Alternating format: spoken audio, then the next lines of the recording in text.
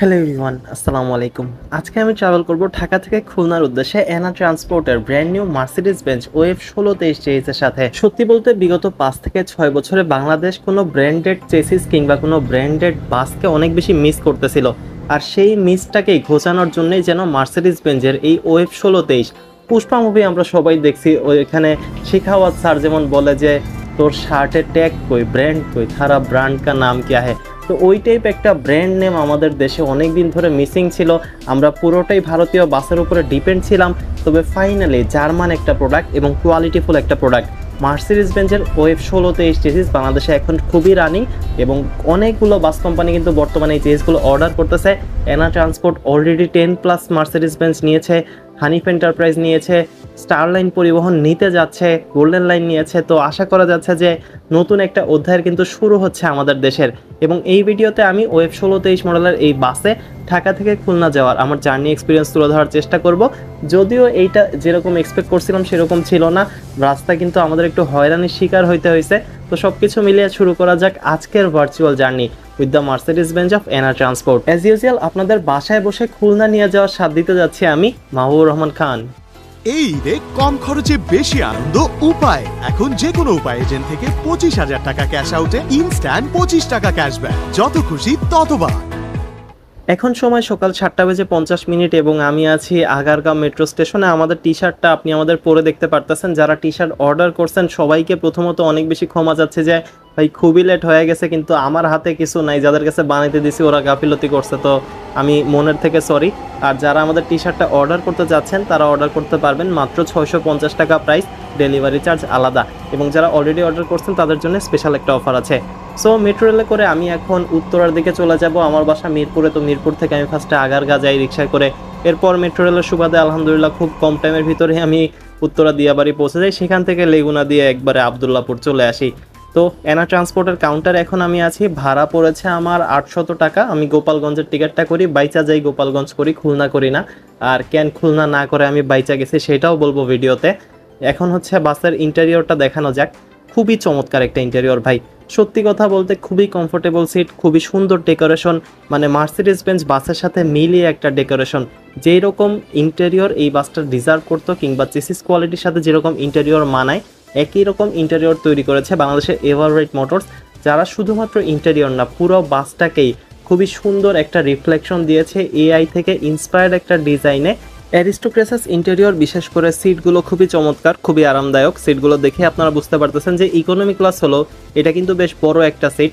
আর যেরকম আমি বললাম যে এটা হাতে ধরলে আপনার মনে হবে যে আপনি বিড়ালের পশম হাতে দিচ্ছেন, খুবই সফট আর কি। এখানে একটা অটোমেটেড হেডরেস্টের সুবিধাও আছে। মাথার উপরে আপনারা এসি কন্ট্রোলার এবং রিডিং লাইট দেখতে পারবেন। উপরের দিকে যে ডিজাইনটা ছাদের দিকে আর কি, করিডোরের উপর জুড়ে, সেটাও বেশ ইমপ্রেসিভ। সামনে ইঞ্জিনটা একদমই ঢেকে দেওয়া হয়েছে, আপনার সামনে বসলে মনে হবে যে এটা আপনার কোনো রিয়ার ইঞ্জিনের বাস, অর্থাৎ বাসের ইঞ্জিন বাসের পিছনে, তবে ইঞ্জিন কিন্তু সামনেই।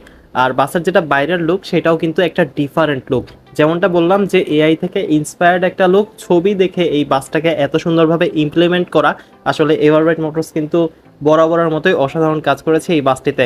বাসের উপরের দিকে আপনারা করিডোরের উপরে যে লাইটিংটা দেখতেছেন সেটা কিন্তু একটু পরপর চেঞ্জ হয়।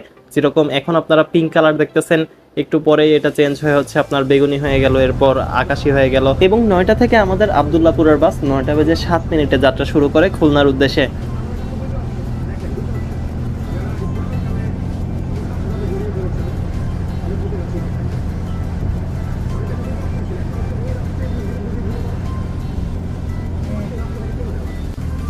এয়ারপোর্টের তৃতীয় টার্মিনাল অলমোস্ট কমপ্লিট, খুব শীঘ্রই হচ্ছে এটা চালু হয়ে যাবে। এয়ারপোর্ট পাড়ি দিয়ে আমরা এখন সামনের দিকে যাচ্ছি। গ্রিন ভিউয়ের বাসটা রাস্তায় একটু হালকা হয়ে গেছে।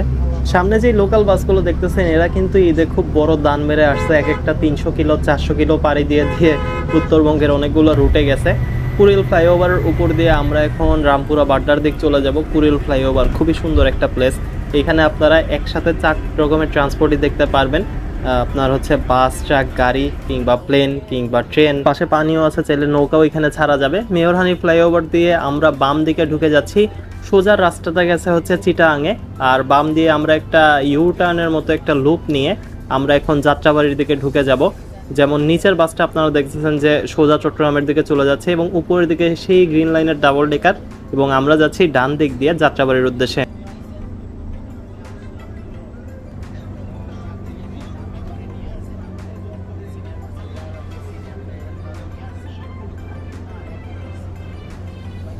সামনে গ্রিন লাইনের ডাবল ডেকারটাকে অনেক বেশি সুন্দর লাগতেছে, এটাও দিনের বেলায় এই ডাবল ডেকারের আসল সৌন্দর্যটা বোঝা যায়।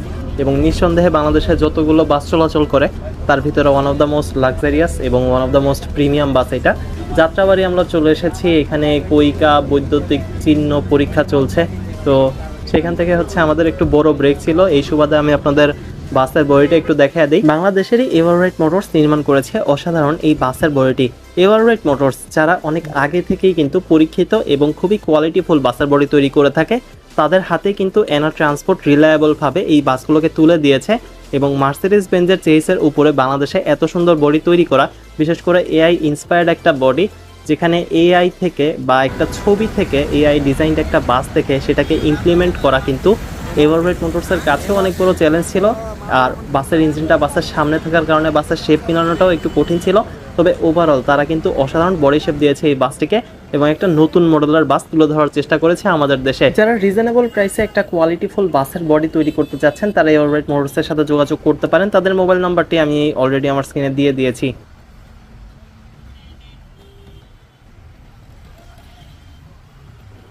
বডিতে আপনারা একটা গোল্ডের ভাইব পাবেন, কেউ আবার গোল্ড ডিগার ভাইবেন না, তো কিছুটা হচ্ছে আপনার গোল্ডের প্লেটের মতো দেওয়া আছে, যেরকম রিমগুলোতেও কিন্তু আপনারা একটা গোল্ডের কালার দেখতে পারবেন। তো সব কিছু মিলে একটু নতুন ধরনের বাস। শুরু থেকেই মার্সিডিজ চালাচ্ছে। সার্ভিস কিরকম পাচ্ছেন?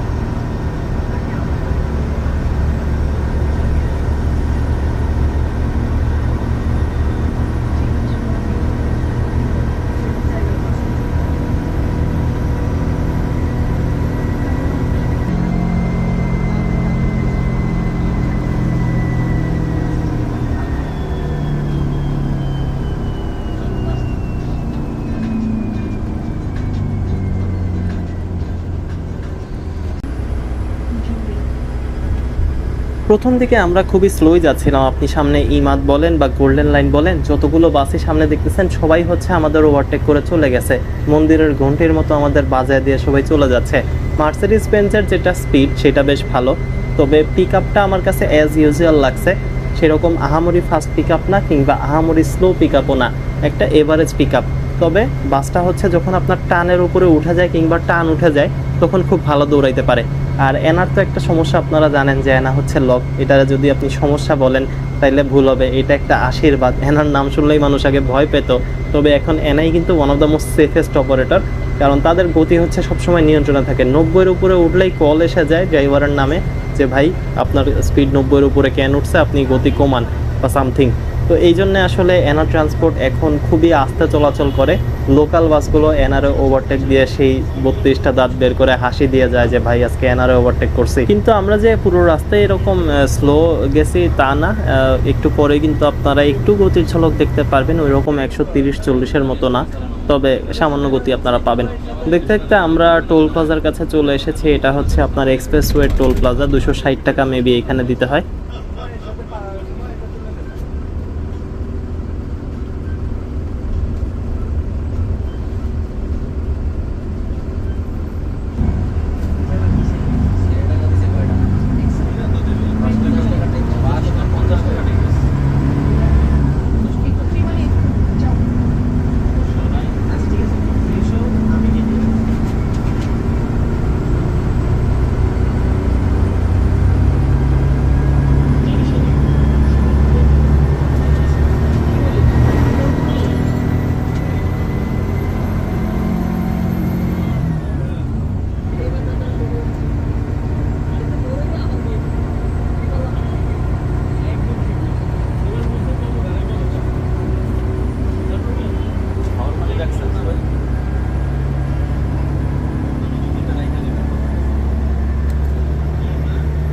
যে কোনো গাড়ির ওভারটেক দিলে আপনারা দেখবেন যে জানলা দিয়ে যাত্রীগুলো কিরকম ভাবে একটা তাকায় থাকে, তো ওই তাকানিটার ভিতরে হচ্ছে একটা মায়া মমতা কাজ করে, মানে দেখলে মায়া লাগে।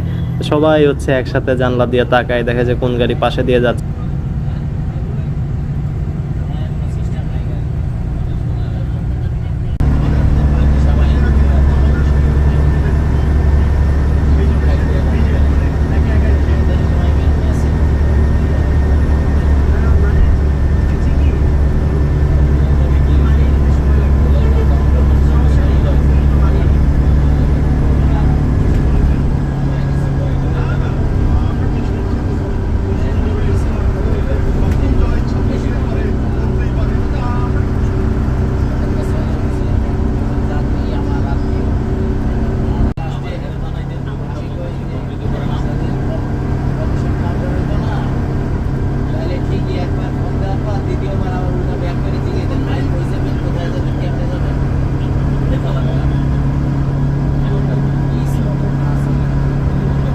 এই ব্রিজে আজকে একটা অ্যাক্সিডেন্ট হয়েছে একদম আমার চোখের সামনে। ফার্স্ট টাইম আমি এরকম অ্যাক্সিডেন্ট দেখছি, মানে মুভিতে যেরকম দেখি একটা হাইয়েস্ট গাড়ি উল্টাইছে।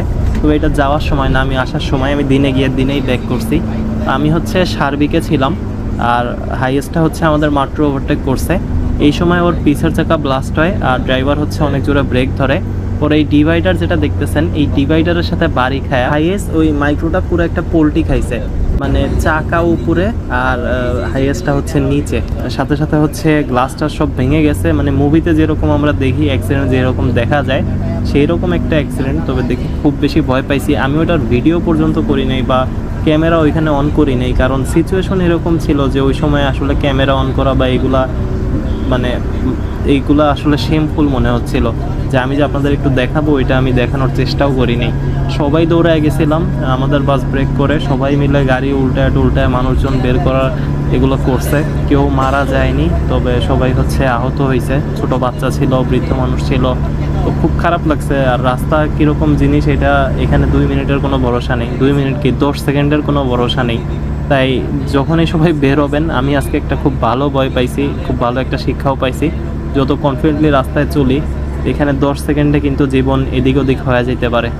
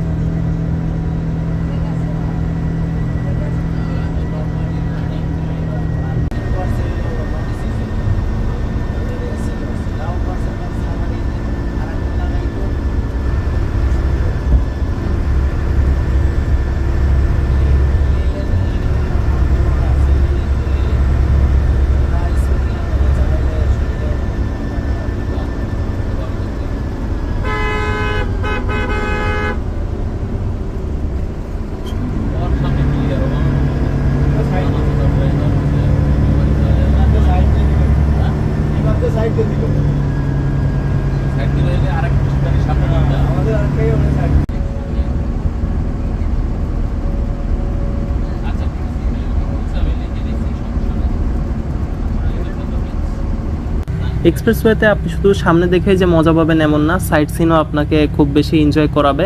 আকাশ সুন্দর ছিল, নীল আকাশ, সাদা সাদা মেঘ ধূসরের মতো উড়ে বেড়াচ্ছে। যারা জানলার পাশে সিট নেবেন তারাও আসলে বাড়ি গিয়ে মজা পাবেন। আর এখানে হচ্ছে পুলিশ পড়ছিল, স্পিড চেক করতেছিল স্পিড গান দিয়ে, এজন্য সব গাড়ি হচ্ছে এখানে একটু স্লো হয়ে যায়।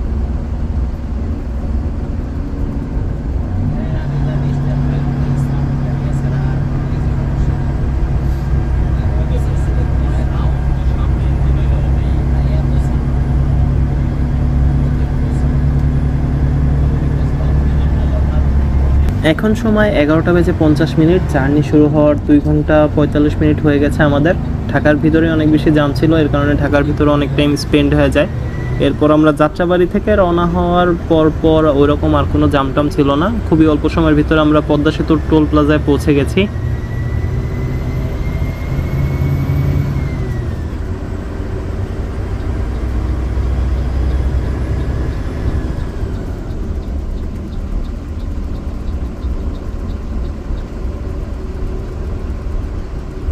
অনেকে ভাবেন যে দামি বাসের টোল আবার বেশি নাকি, কারণ গ্রিন লাইন তো 2400 টাকা টোল দেয়। সোহাগেরও যদি এই রুটে চলতো তো 2400 টাকায় টোল হতো।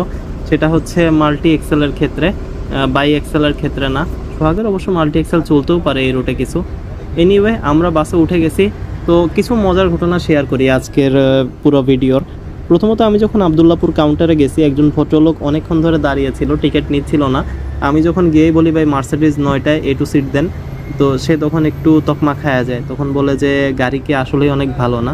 যেহেতু আমার একটা নৈতিক দায়িত্ব পড়ে আসলে মানুষকে গাড়ির ব্যাপারে যতটুকু জানি ততটুকু অ্যাটলিস্ট বোঝানোর, তো আমি তাকে বোঝায় বলি যে এইটার যে প্রাইস, সিএসআর প্রাইস, এইটা দিয়ে 2টা এসি বাসও করা যায়। তো সে তখন একটু বুঝে, তো বোঝার পর সে টিকিট করে। এরপর রাস্তায় যায় হয় একটা প্রবলেম, যে প্রবলেমটা এখনও আপনারা দেখেন নাই, সামনে দেখতে পারবেন। দেখার পর সে বলে যে হ্যাঁ বহুত দেখছি এমন মার্সিডিজ, ঠিক আছে, কয় যে এই গাড়ি ভালো না, এনা গাড়ি ভালো না। এরপর আরও অনেক কিছু, যে আবার মার্সিডিজ বেঞ্চ লাগাইছে এই সেই, এগুলার চেয়ে অন্য আলতু ফালতু গাড়ি ভালো, অন্য এসি গাড়ি ভালো। তো এইসব জিনিস দেখলে আমার মনে হয় যে ভাই এগুলারে আসলেই টাটার এসিতে স্লিপার বানায়া 2500 টাকা টিকিট বেচা উচিত। বাংলাদেশের মানুষের কাছে এরা কোয়ালিটি বুঝে না। কোয়ালিটি বুঝলেও আবার হচ্ছে আপনার মানে গাড়ি ভালো খারাপের জিনিস তো বাদই দিলাম, গাড়িতে উঠে ডিফারেন্ট ফিল করে এটা তো বাদই দিলাম, অ্যাটলিস্ট একটা ব্র্যান্ডের নাম শুনে তো মানুষ বুঝে যে এই ব্র্যান্ডের গাড়ি এরকম হইতে পারে, সেটাও তারা বোঝার চেষ্টা করে না। বাংলাদেশের মানুষের কাছে 2 ধরনের গাড়ি আছে, একটা এসি আর একটা নন এসি। এখন আপনি এসি ম্যানের উপর বানায় আপনি ওনার থেকে যদি 800 টাকা নেন, আর সেখানে যদি আপনি টাটার উপর এসি বানায় ওনার থেকে 750 টাকা নেন, তাহলে সে টাটার এসি সিলেক্ট করবে। অনেকে আমার জ্বালায় মেয়েরা খান যে ভাই আপনি খালি ওই ইয়ার ভিডিও দেন, ঠিক আছে, ইন্ডিয়ান গাড়ির ভিডিও দেন, আপনি কোনো ভালো গাড়ির ভিডিও দেন না। কথা হচ্ছে ভালো গাড়ি আনতেছে কে? নতুন যে গাড়ি আনতেছে এমন তো না যে আমি স্ক্যানিয়া বা হুন্ডাই নামতেছে সেগুলোর ভিডিও না দিয়ে শুধু আশুল্যান্ডের ভিডিও দিচ্ছি বা শুধু আইশারের ভিডিও দিচ্ছি। বাংলাদেশে এখন যত গাড়ি নামতেছে এই মডেলের গাড়ি নামতেছে, আর ভবিষ্যতে যত নামবে এই মডেলেরই নামবে। ইউরো 3 গ্রেডের গাড়ি, এর উপরে বাংলাদেশে ইউরো 4, ইউরো 5, ইউরো 6 চলে না। তো আপনি লেল্যান্ড বা আইশারের ভালো কোয়ালিটির বাসও পাচ্ছেন না। আপনি লেল্যান্ড দেখেন নাক ছিটকান, লেল্যান্ডের যে ভালো কোয়ালিটির বাস সেটাও বাংলাদেশে আসার যোগ্যতা রাখে না, কারণ বিএসসি এর উপরে হচ্ছে আপনার অয়েল গ্রেড নাই, ডিজেল গ্রেড নাই। তো সেইখানে আপনার কাছে আসলে এগুলো চাও বিলাসিতা। আগে স্ক্যানিয়াটা নিয়ে আসতো যখন তেলের দাম ছিল 60 টাকা লিটার, এখন তেলের দাম হয়ে গেছে অলমোস্ট 110 টাকা লিটার, ঠিক আছে। তো এই সময় হচ্ছে আপনি মনে করেন যে একটা মালিক যেখানে ডলার প্রাইস এত হাই, এলসি নিয়ে সমস্যা, সেই অবস্থা আপনাকে 3 কোটি টাকার বাস এনে দিবে, আর আপনি বলবেন যে ওই গাড়ির এসি বাসের ভাড়া হচ্ছে 800 টাকা আর আমি এটাই 900 টাকা দিয়ে যাবো না। তো এই অবস্থা যদি দেশের হয় তাহলে আপনি কিভাবে স্ক্যানিয়া ম্যান এগুলো এক্সপেক্ট করেন? আর মালিকদেরও বা কি দরকার যে ডাবল মেনটেন্যান্স খরচ দিয়ে, ডাবল তেল খরচ দিয়ে, ট্রিপল দাম দিয়ে একটা গাড়ি এনে আপনাদের সার্ভিস দেওয়ার, যেখানে আপনারা অন্য কোয়ালিটির বাসে একটু কম প্রাইসের ভিতরে এসিতে যেতে চান। এ সকল কারণেই বাংলাদেশে বর্তমানে কোনো লাক্সারিয়াস বাস আসবে না। এক কথায় বলে দিলাম, আসবে না যতদিন না পর্যন্ত আপনার ডলার প্রাইস না কমতেছে বা এলসির সমস্যা না রিলিজ হচ্ছে। আমার মনে হয় না যে কোনো বাস মালিক এটা আনবে, কারণ সবাই বিজনেসম্যান, সবাই আসলে ব্র্যান্ডেড বিজনেসম্যান, ব্র্যান্ড সবাই বোঝে, লাক্সারি সবাই চায়, তবে নিজের ক্ষতি করে কেউ চায় না। এই সুযোগটা কাজে লাগাবে আমার মনে হয় যে মার্সিডিজ বেঞ্জের ওয়েভ 16-তে সেই চেহিজটা, এই চেহিজটা হচ্ছে এখন আইডিয়াল চেহিজ বলা যায়। রিসেন্টলি আপনারা আমার ভিডিও দেখলে জানবেন যে ফুসো আসাও বন্ধ হয়ে গেছে, হিনো তো অনেক আগে থেকেই বন্ধ। তো এখন মার্সিডিজের বিকল্প আমার মনে হয় না আছে, মার্সিডিজ হাইগার এরাই রাজ করবে। তো যে কোনো ব্র্যান্ডের বাস যারা নিতে যাচ্ছেন, এটা মার্সিডিজ হোক, হাইগার হোক, কিংবা আশোক ল্যান্ড হোক বা আইশার হোক, তারা স্ক্রিনে থাকা মোবাইল নাম্বারে যোগাযোগ করতে পারেন।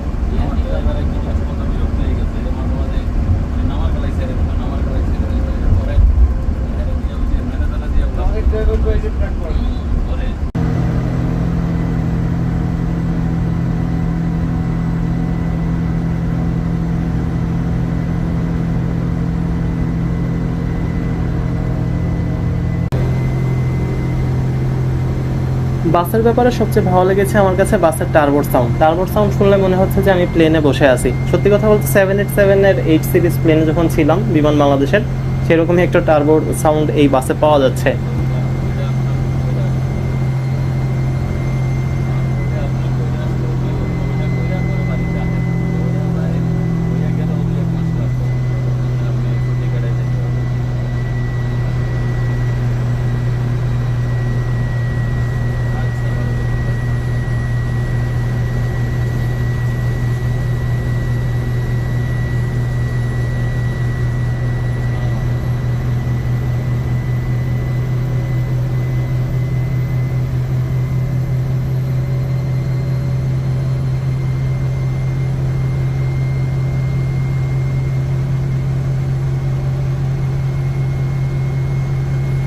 বাসের স্মুথনেস কিরকম এই ক্লিপটা থেকে একটা আন্দাজ পাওয়া যায়। আর এই বাসে হচ্ছে ডাবল এয়ার ব্যাগ আছে, তো অনেক সময় হচ্ছে আপনারা দেখছেন যে একটু ঝাঁকি ঝাঁকি মনে হয়েছে, সেটা আসলে এয়ার ব্যাগের কারণে বাসটা যে দুলছে তখন ক্যামেরা একটু আপ ডাউন করছে।